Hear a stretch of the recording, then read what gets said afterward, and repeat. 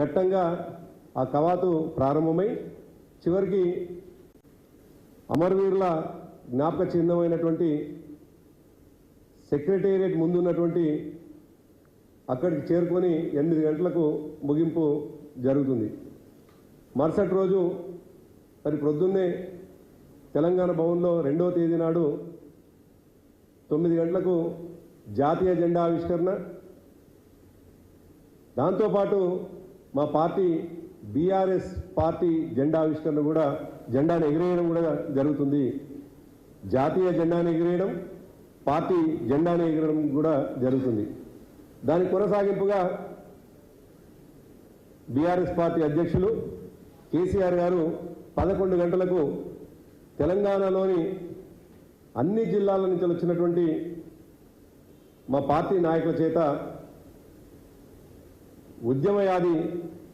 ఉద్యమ సందర్భంగా జరిగినటువంటి అనేక ఘట్టాలు, దాంతోపాటు 10 సంవత్సరాలు జరిగినటువంటి అభివృద్ధి విషయంలో కూడా ఒక సభ నిర్వహించడం జరుగుతుంది.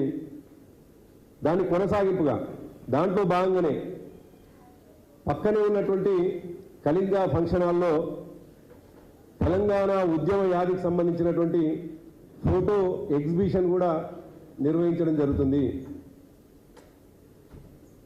వీటితో పాటు మేము 3 రోజుల ఉత్సవాలు జరుపుకుంటా ఉన్నాం కాబట్టి ముగింపుగా 3వ రోజు ప్రతి జిల్లాలో జిల్లా పార్టీ ఆఫీసుల్లో మా జిల్లా పార్టీ అధ్యక్షులు జాతీయ జెండాని ఎగిరేయడం, అదేవిధంగా పార్టీ జెండాను కూడా ఎగిరేయడంతో పాటు ఆ రోజు ఆయా ప్రాంతాల్లో ఉండేటువంటి ఆసుపత్రుల్లో పండ్ల పంపకం కావచ్చు, రోగులకు అక్కడ ఉన్నటువంటి పరిస్థితులలో సహకారం చేయడం కావచ్చు, ఈ విధంగా మా పార్టీ నాయకులందరూ కూడా ఆ కార్యక్రమంలో పాల్గొంటారు.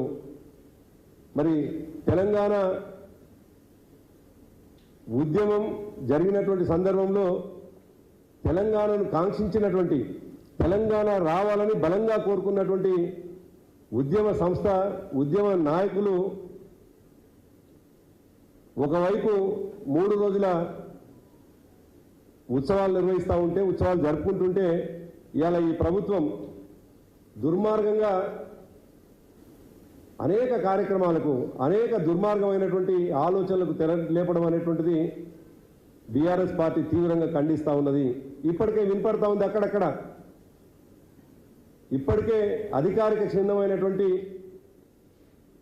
తెలంగాణ రాష్ట్ర చిహ్నంలో ఉన్నటువంటి వాటిని అన్నిటినీ కూడా తీసేస్తాం అని చెప్పేసి ప్రకటన రావడం అనేటువంటిది చాలా దురదృష్టకరం.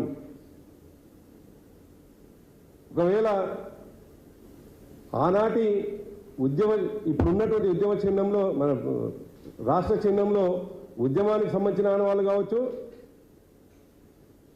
ఉన్నటువంటివి వాళ్లకు రాచరికపు ఆనవాళ్ళు అనిపిస్తే, నిజానికి ఆనాడు జరిగినటువంటి అభివృద్ధికి సంబంధించినటువంటి అన్నిటి మీద కూడా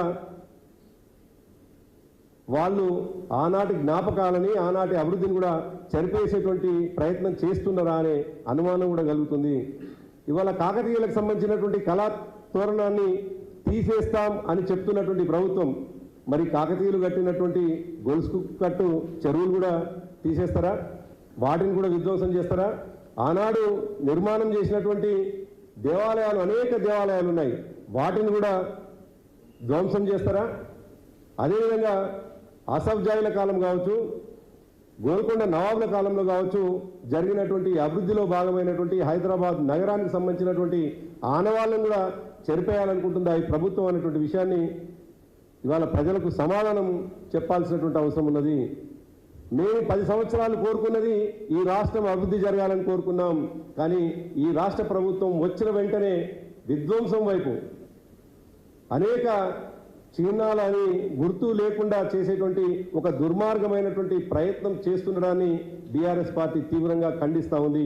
ఒకవైపు మేము అమరులను గుర్తు చేసుకుంటూనే, అమరత్వాన్ని జ్ఞాపకం చేసుకుంటూనే, మరోవైపు ఈ ప్రభుత్వం చేసేటువంటి విధ్వంసకర చర్యల్ని తీవ్రంగా ఖండిస్తూనే ఉంటాం. నిత్యం మా పార్టీ పోరాటం అంతా ఒకవైపు అభివృద్ధి జరగాలి, మరోవైపు తెలంగాణ ఎంటిటీ ఉండాలని మా పార్టీ పోరాటం చేస్తూనే ఉంటుంది.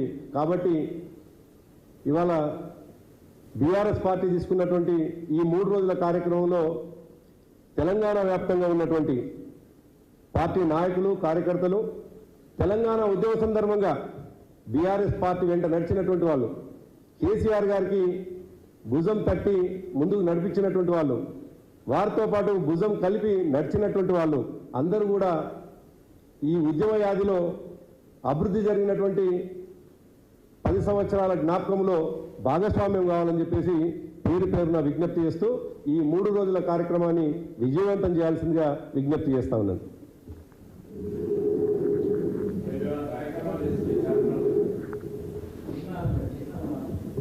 పార్టీ డెఫినెట్గా జరిగేటువంటి ఈ ప్రభుత్వం